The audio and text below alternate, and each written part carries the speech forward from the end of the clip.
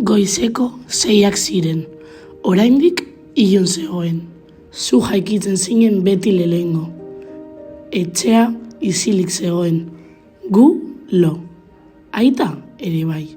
Eta zu mugimenduan zeunden jada. Gozaria prestatzen, arropa tolesten. Ez zinen kesatzen ama, baina nik entzuten nuen zure nekea. Ikusten nuen nola egiten zenuen dena, eta nola inork ez izun eskerrik ematen.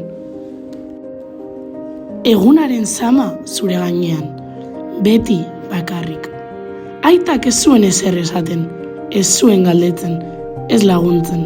Eta zuk ez zenuen ezer esaten, ez zenuen liskarrik nahi, nekatuta zeunden. Atzedena behar zenuela ahaztuta. Eta egunak pasatzen ziren, beste bat, eta beste bat, eta beste bat gehiago. Zure bizitza errutina bihurtu zen, zure isiltasunak jan zintuen.